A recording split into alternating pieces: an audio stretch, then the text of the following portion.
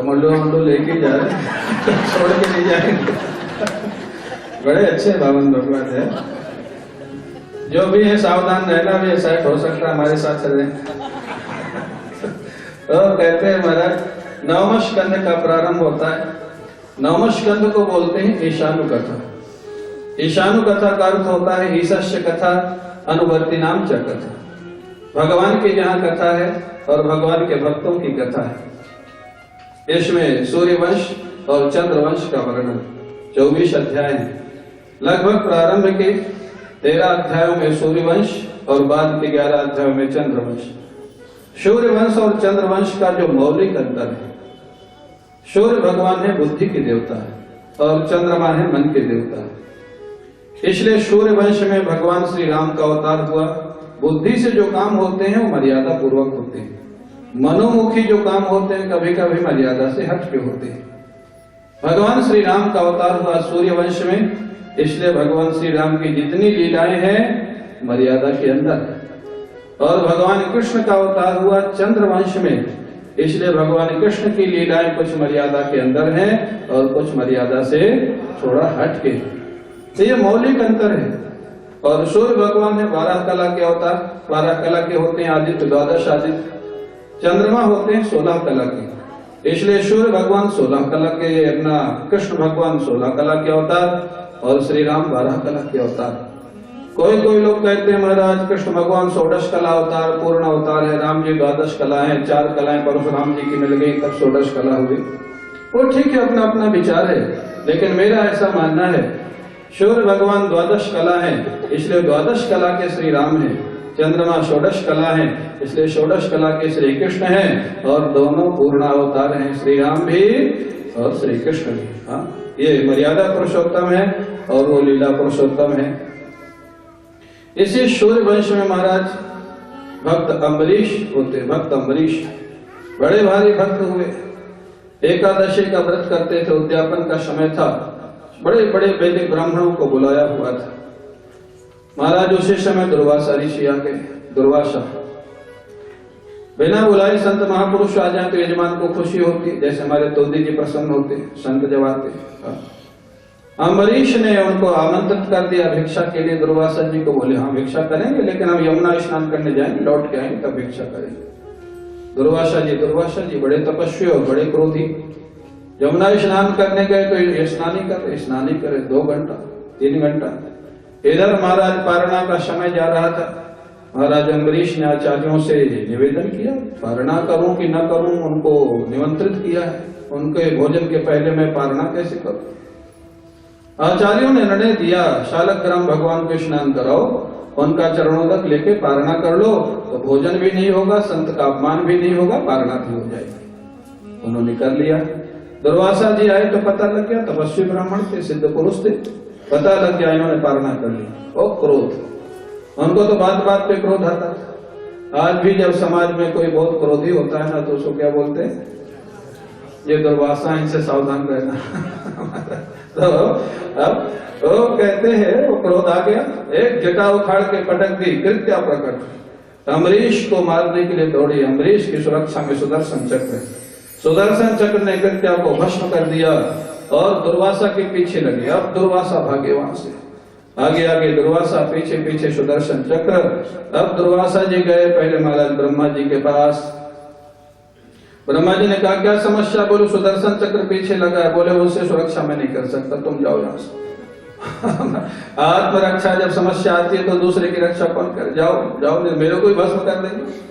वहां से भटाया, भगवान शंकर के पास गए। शंकर जी ने कहा मैं रक्षा तो नहीं कर सकता, उपाय बता सकता हूँ, वहीं जाओ जिनके सुदर्शन चक्र है, विष्णु भगवान के पास। वहां गए, त्राहि माम करके महाराज चरणों में लेट गए। भागवत में 2 प्रसंग है। एक महाराज भृगु जी ने भगवान के वक्षस्थल में चरण प्रहार किया है, भगवान ने उनके चरणों को हाथ में ले लिया। आपके चरणों को चोट तो नहीं लगी, ये भगवान विष्णु का स्वभाव।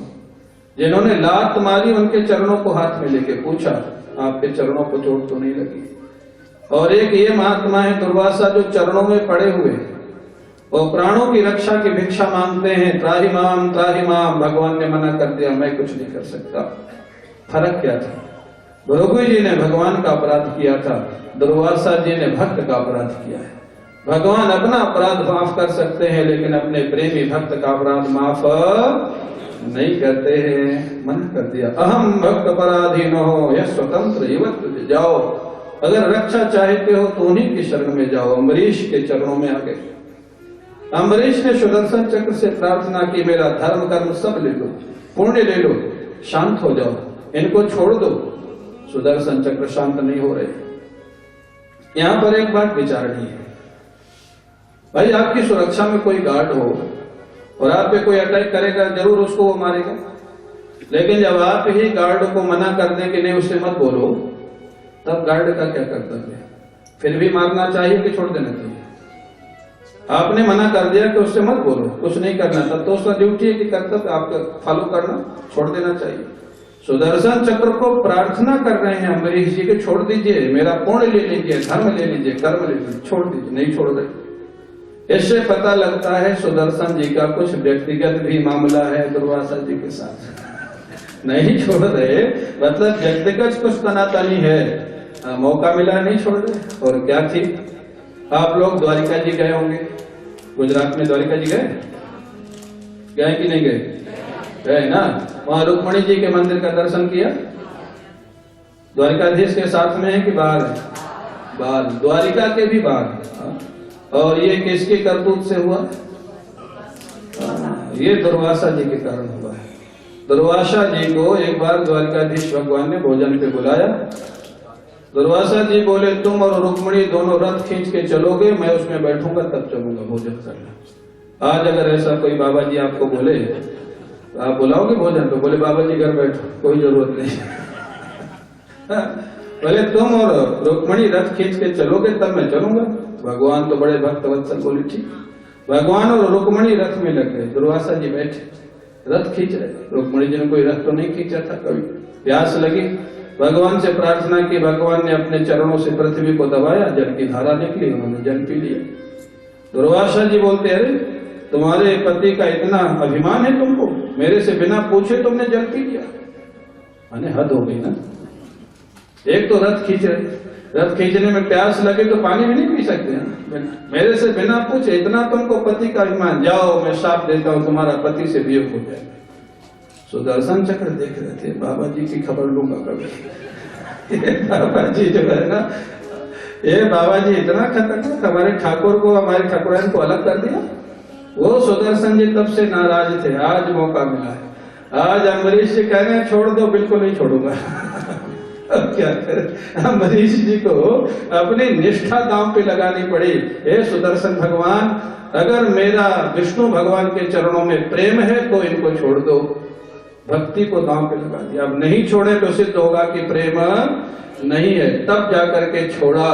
अब दुर्वासा ने राहत की सांस ली।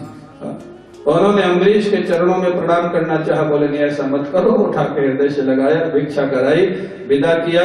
दुर्वासा जी भूरी भूरी आशीर्वाद देते हुए गए। जल्दी देते नहीं, किसी को देते हैं तो शापे देते हैं। आशीर्वाद देते हुए गए। ऐसे ऐसे भक्त हुए हमारा सूर्य वंश में। इसी वंश में आगे चल करके महाराज ये जो हुए ना, जो गंगा जी को लाए थे, कौन लाए थे? भगीरथ जी तो इसी में हुए, सूर्य वंश में हुए। गंगा जी ने तभी भगीरथ जी से कहा था, मैं चलूंगी तो सही, लेकिन मेरी दो समस्याएं हैं। एक तो मेरे प्रवाह को धारण कौन करेगा? मैं ब्रह्मलोक से आऊंगी, अगर मेरे को कोई संभालेगा नहीं तो मैं पृथ्वी को तोड़ के पाताल में चले जाऊंगी। तुम्हारे जो पूर्वजों का उद्धार है वो रह जाएगा। मेरे को धारण कौन करेगा? भगीरथ जी ने कहा, मैं भोले बाबा से प्रार्थना करूंगा। देखो, जो काम कोई नहीं कर सकता है वो काम भोले बाबा करते हैं। समुद्र मंथन में विष की समस्या ही कोई संभाल नहीं सकता था, किसने संभाला? भोले बाबा ने। गंगा जी को लाना था, किसने संभाला? भोले बाबा। इसलिए भगवान शंकर ऐसे हैं जो अपने लिए कभी कुछ नहीं करते, लेकिन दूसरों के लिए प्राण भी दे देते। ये कौन खटपट कर रहा है? हाँ, गंगा जी ला रहा है, यमुना जी ला रहा है। तो हमारा गंगा जी को भगीरथ ने कहा भोले बाबा संभालेंगे। अब उसके बाद दूसरा प्रश्न था, गंगा जी ने उसी समय कह दिया था, कलयुग के लोगों को जब पता लगेगा कि गंगा स्नान से पाप धुलते हैं कलयुग के लोग इतने चालाक होंगे, जानबूझ के पाप करेंगे और फिर गंगा स्नान करेंगे। ये गंगा जी ने तभी कहा था सतयुग में। हाँ, कलयुग के लोग इतने जानबूझ के पाप करेंगे फिर गंगा स्नान करेंगे। एक समय ऐसा आ जाएगा कि मेरे में भी पाप धोने की शक्ति समाप्त हो जाएगी, मतलब गंगा जी नहीं रहेंगी। एक कब भविष्यवाणी हुई थी? जब गंगा जी आ रही थी। आज कानपुर में कोई गंगा स्नान करे, पाप धोलेंगे? पाप और चढ़ जाएंगे। क्यों? गंगा जी हो तब ना धुलेंगे, वहां तो फैक्ट्री का गंदा पानी है, वो पाप चढ़ेगा या धुलेगा? गंगा जी ने तभी कह दिया था मेरे में एक दिन ऐसी समस्या आ जाएगी कि पाप धुलने की शक्ति समाप्त हो जाएगी, तब मेरा उद्धार कौन करेगा? भगीरथ जी ने तभी कहा था लोगों से काम नहीं होगा, कोई महापुरुष जब आएगा आपकी सेवा में वो तुम्हारा पुनरुद्धार करेगा। और आज लगता है कि वो समय आ गया है। संत लोग लगे हैं और हमारे देश के जो प्रधानमंत्री हैं वो एक तरह से गृहस्थ संत है। गृहस्थ संत जो महाराज गंगा जी के लिए आज जिसने आज 1.5-2 साल में जो काम किया है, किसने आज तक वो काम किया है? तो गंगा जी को महाराज लाए भगीरथ जी, उनका उद्धार हुआ। गौमुख, गंगोत्री, उत्तरकाशी, हरिद्वार, ऋषिकेश होते हुए गंगा सागर गए, उनके पूर्वजों का उद्धार किया और गंगा सागर में समा गई। इसी परिवार में आगे जाकर के खट्वांग हुए, दीर्घबाहु हुए, रघु हुए, महाराज दशरथ हुए। महाराज दशरथ अनेक वर्षों तक उनको कोई संतान की प्राप्ति नहीं, अनेक वर्षों तक। क्यों नहीं हुई? ठाकुर जी लीलाधारी पिछले जन्म में वरदान दे चुके स्वयंभू मनु शत्रुपा को, मैं तुम्हारा पुत्र बन के आऊंगा। जब आना ही था तो समय से आ जाते, नहीं आए। क्यों नहीं आए? अरे पानी का आनंद तभी आता है जब प्यास लगती है, भोजन का आनंद तभी आता है जब भूख लगती है। जब व्याकुलता बढ़ी दशरथ जी की तब आने की भूमिका बनी। और वही गोस्वामी जी ने लिखा रामचरितमानस में अपनी पंक्तियों में, एक बार भूपति मन माही भई गलानि मोरे सुत नाही, निज दुख सुख सब गुरु ही सुनायो, कही वशिष्ठ बहुविधि समझायो, धरहु धीर होई है सुतचारी, त्रिभुवन विदित भगत भयहारी। वशिष्ठ जी के गुरुदेव जी के पास जाते हैं महाराज दशरथ, बहुत समय हो गया महाराज संतान नहीं। वशिष्ठ जी ने कहा धैर्य धारण करो, एक नहीं 4 होंगे। बोले धैर्य का समय तो समाप्त हुआ प्रभु, अब धैर्य नहीं, बहुत अवस्था हो गई, जल्दी करिए जो करना है। श्रृंगी ऋषि को बुलाया गया, पुत्रेष्ठ याग का आयोजन किया गया। इतना सफल यज्ञ था, अग्निदेव स्वयं प्रकट हुए। अग्निदेव चरु का प्रसाद लेकर के प्रकट होते हैं, महाराज दशरथ को देते हैं। दशरथ जी ने उस प्रसाद का आधा हिस्सा कौशल्या माँ को दे दिया, आधे के 2 हिस्से किए गए, एक हिस्सा कैकेयी को दिया गया। उस 1/4 1/4 के 2 हिस्से किए गए, एक हिस्सा कौशल्या और कैकेयी ने सुमित्रा को दे दिया। एक हिस्सा कैकेयी ने दिया, एक कौशल्या ने दिया। इसलिए जन्म लेने के बाद दोनों पुत्रों को सुमित्रा ने एक कौशल्या के पुत्र की सेवा में लगा दिया और एक कैकेयी के पुत्र की सेवा में लगा दिया। कितना सुंदर प्रेम और व्यवहार! जिसने जो दिया था वापस उसी को समर्पित कर दिया था। वो प्रसाद दिया गया। अब महाराज तीनों रानियों के गर्भ में भगवान अंशों के सहित प्रवेश कर जाते हैं।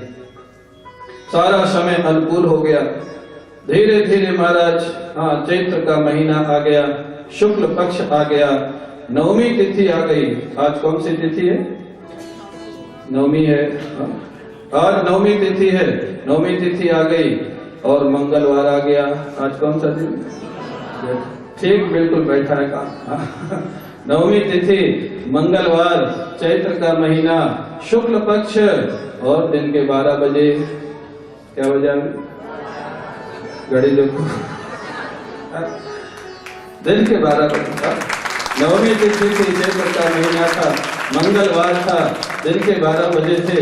देवता लोग स्तुति करके गए ही थे कि भगवान कौशल्या माँ के गर्भ से शंख चक्र गदा पद्म लिए हुए प्रकट हो जाते हैं। बोलिए भक्तवत्सल भगवान की, भक्तवत्सल भगवान की, भक्तवत्सल भगवान की।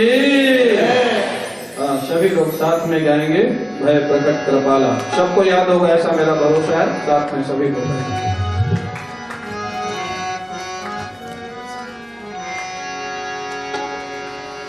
भय प्रकट कृपाला दीन दयाला कौशल्या हितकारी हर्षित महतारी मुनि मनधारी अद्भुत रूप विचारी लोचन अभिराम खगन धाम जय आयुध भुजधारी भूषण बनमाला नयन विशाला शोभा सिंधु करारी सहसी करे गोरी स्तुति तोरी कहीं विधि करो अनंता माया गुण जाना प्रीत हमारा वेद पुराण भनंता करुणा सुख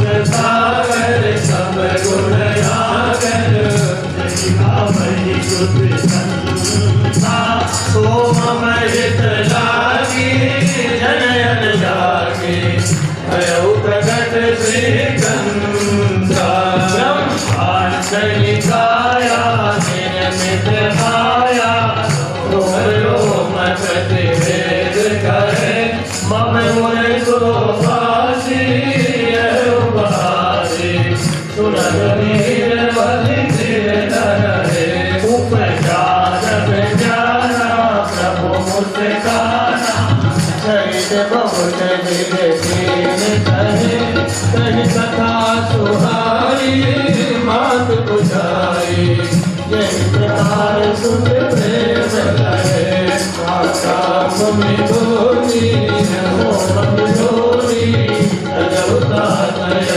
तयरूपा की जय त्रिशूलीला रघुवीर लीला यह सुख परम अनुरूपा वचन सुझाया रोशन गाना होए बालक सुरसूपा यह चरित जगावई हरिमद पावई तेन परहि भवधूपा यह चरित जगावई हरिमद पावई तेन परहि भवधूपा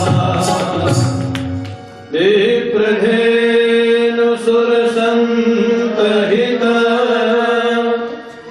लीन मनुज अवतार निज इच्छा निगमित तनो माया गुण गोपाल। बोले कौशल्या नंदन भगवान की प्रेम से बोले दशरथ नंदन भगवान की प्रेम से बोलो। हाँ 12 बज गए, रात्रि के 12 नहीं, दिन के 12 था। बोले कौशल्या नंदन भगवान की। हाँ देखो, जो दिन के 12 बजे आवे वो राजाधिराज, और जो रात्रि के 12 बजे आवे वो दिन में जो घूमे वो राजा, और रात्रि में जो घूमे वो चौराधिराज। नाराज मत होना है, जो सच्चाई हो तो बोलनी पड़ेगी। भगवान श्री राम दिन के 12 बजे आते। सारी अयोध्या को सजाया गया। महाराज दशरथ ने वैदिक ब्राह्मणों को बुलाया, जात कर्म संस्कार कराया गया, बहुत सारा सोना चांदी हीरा मोती दान में दिया गया। ये अयोध्या सजी हुई देख रहे हैं ना, ये जो सजा हुआ है क्या है? अयोध्या जी है। शाम को कृष्ण जी इसी में अपना काम चलाएंगे। सजी तो अयोध्या जी है। अयोध्या जी सजी हुई है, सारी अयोध्या को सजाया गया। बहुत सारा दान दिया गया, सारा उत्सव, इतना विशाल उत्सव चल रहा था अयोध्या में, मास दिवस कर दिवस भर। सूर्य भगवान रुक गए उत्सव देखने के लिए, चलने भूल गए। जब चलना भूल गए सूर्य भगवान, चले नहीं तो रात्रि हुई नहीं। कितने दिन नहीं चले? 1 महीना। 1 महीने का रामनवमी का उत्सव मनाया गया। पूज्य रामकिंकर जी महाराज से एक बार किसी ने पूछा, बोले आपके धर्म की यही समस्या है, कोई कहता रामनवमी आज है, कोई कहता कल है, हमेशा ही तो होती, हमेशा जन्माष्टमी दो, हमेशा रामनवमी दो। रामकिंकर जी महाराज ने कहा कि तुम 2 दिन में ही घबरा गए। राम जी का जब जन्म हुआ था तब 1 महीना रामनवमी मनाई गई थी, यहाँ तो 2 ही दिन मनाने जाते, तो प्रेम से मनाओ, आज भी मनाओ, कल भी मनाओ, समस्या क्या है उसमें? ये जो भाव है, हाँ,